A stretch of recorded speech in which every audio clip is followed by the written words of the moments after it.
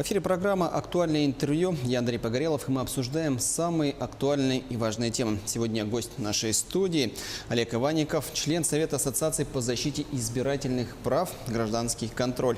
Олег Владимирович, здравствуйте. Рада приветствовать вас в нашей студии. Здравствуйте. 9 сентября состоится единый день голосования. Вот как вы охарактеризуете активность партий на предстоящих выборах? Активность партий – это всегда очень положительный процесс, потому что качество власти мы можем добиться только в том случае, когда проводится реальная политическая борьба.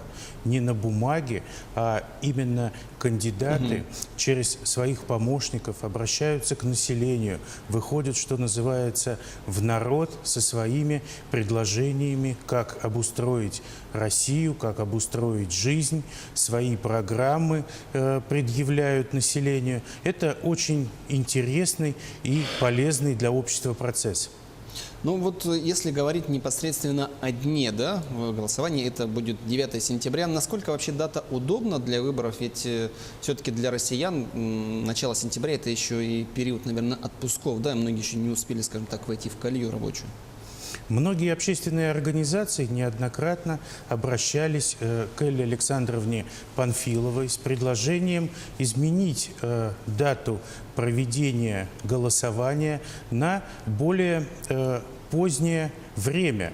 То есть это либо октябрь, либо ноябрь месяц, потому что каждый российский регион – это отдельная климатическая зона. И эти факторы нужно учитывать, и мое личное мнение, что нужно в избирательном законодательстве это применять.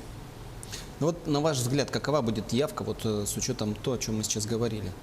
Когда речь заходит о явке, я вспоминаю слова Вячеслава Володина, председателя Государственной Думы, который в своих знаменитых тезисах заявлял о том, что сейчас явка не является главным показателем. Сейчас нужны качественные выборы. Качество власти является показателем выборов. Ну вот, на ваш взгляд, то, о чем как раз говорит, он реально все это сделать, воплотить, чтобы выборы прошли качественно в первую очередь?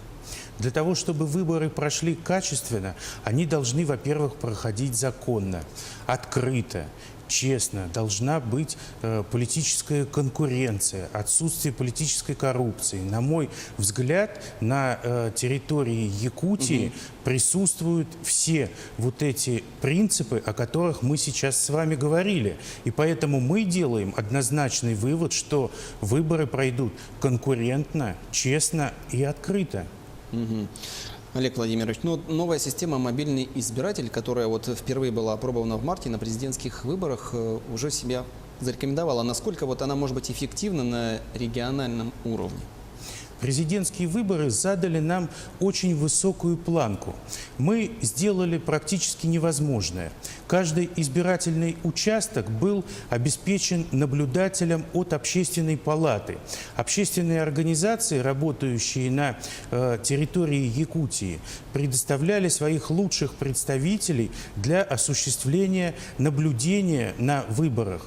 Были применены различные технологические новшества, решения, в том числе и мобильный избиратель.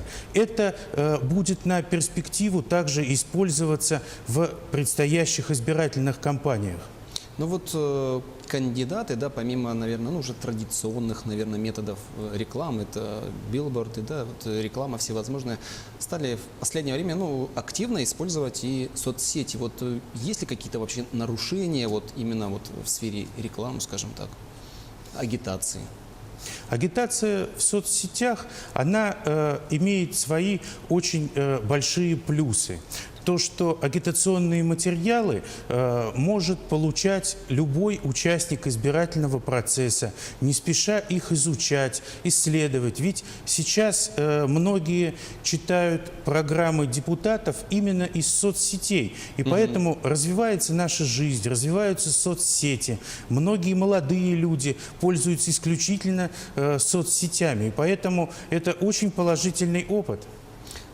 Нет ли такого момента, что злоупотребления, какие-то барьеры установлены, к примеру, как в день выборов, там на определенное там расстояние там, от избирательного участка запрещено там вести агитационную там работу, да, и вот в соцсетях, например, есть какие-то тоже ограничения своеобразные? Исключительно нравственные. Ведь социальные сети, они созданы для коммуникации, для общения. И поэтому чем больше происходит общения в соцсетях, доброго, положительного общения, так это действительно заслуживает большого уважения. Ну вот к вопросу как раз-таки открытости хотелось бы еще и спросить у вас, как готовятся общественники Якутии к этому дню? И сколько, наверное, будет задействовано, да, наблюдателей общественных? Лучший, конечно, общественник – это простой гражданин Российской Федерации, потому что так или иначе, придя на избирательный участок, любой из нас видит, что там происходит. И если какие-то есть нарушения, то всегда можно обратиться на горячую линию, которая работает в республиканском избиркоме, на также горячую линию уполномоченного по правам человека в Республике Якутия, в Общественную палату. На мой взгляд, сложилась уникальная ситуация, когда 3 государственных института занимаются обеспечением прозрачности и честности выборов. Это Общественная палата, уполномоченный по правам человека, это председатель избирательной комиссии.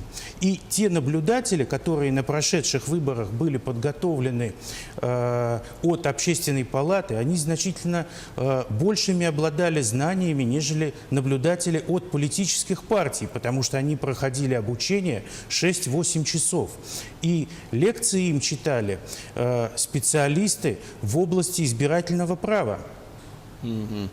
Олег Владимирович, ну вот такой вопрос. Насколько сейчас активны общественники Якутии и как, может быть, если есть в этом необходимость, увеличить инициативность их? Прежде всего, это зависит от общественных организаций, которые рекомендовали общественников.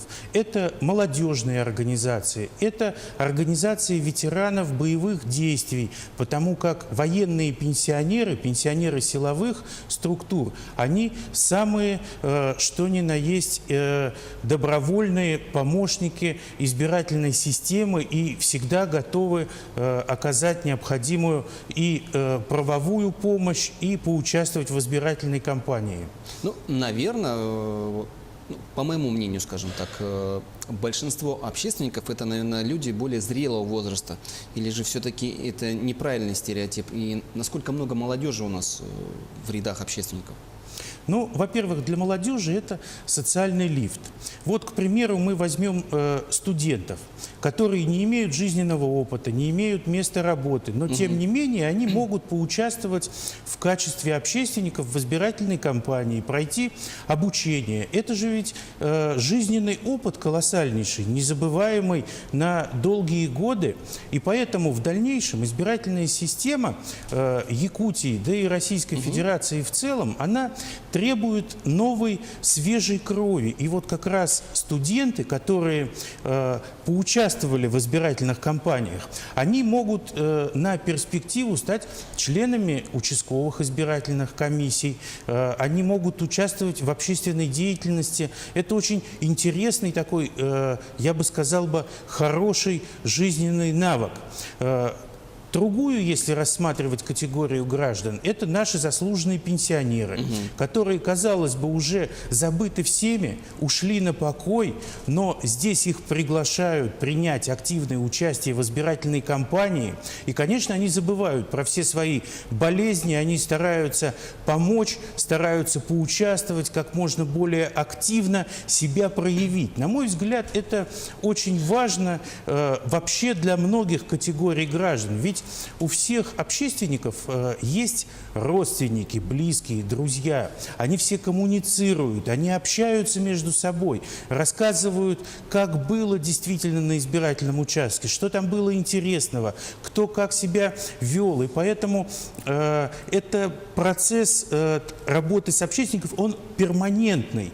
И сегодня мы говорим о наблюдении на выборах. Завтра мы говорим о волонтерстве, потому потому что общественники, которые работают в сфере избирательного законодательства, могут через некоторое время оказывать помощь гражданам в качестве волонтеров. Я имею в виду, конечно же, Тимуровское движение, которое раньше было. Это также очень важно для республики. Ну, вот в последнее время много разговоров о цифровой экономике, и у нас уже в Якутии началось досрочное голосование, да. Все это мероприятие, конечно, достаточно затратное. Вот скоро ли будут внедрены цифровые технологии вот, в процесс выборов? На мой взгляд, это неизбежность. Развивается жизнь, развивается общество и развиваются цифровые технологии. Здесь главное, чтобы эти технологии не вредили населению, чтобы это все проходило настолько гармонично, что практически каждый гражданин мог пользоваться этими технологиями не в ущерб каким-то основным моментам деятельности. Ну вот глава ЦИК Элла Памфилова на днях заявила, что избирком намерен сделать избирательную кампанию в России с максимально технологическими возможностями и расширить возможности общественных наблюдателей. Вот на ваш взгляд, при соблюдении каких условий можно достичь этого? Элла Александровна Памфилова, она очень тонко уловила дух времени. Она именно действует по принципу проведения честных, открытых и доступных выборов. И поэтому избирательная комиссия сегодня повернулась лицом к обществу и работает исключительно на благо общества. Ну и, пожалуй, последние вопросы в завершении нашей беседы. Вот какие наставления вы даете гражданским активистам? Что им советуете, рекомендуете? Как вести себя, может быть, правильно?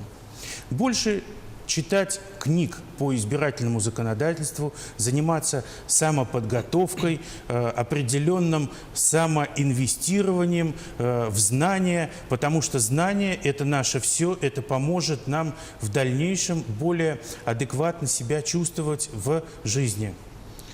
Олег Владимирович, большое спасибо вам за то, что вы пришли сегодня в нашу студию, ответили на наши вопросы. Надеемся, что выборы пройдут честно, открыто, самое главное, правильно. Да? Я напоминаю, что сегодня в гостях у нас был член Совета Ассоциации по защите избирательных прав, гражданский контроль Олег Иванников. Оставайтесь на нашем канале, будьте в курсе всех событий.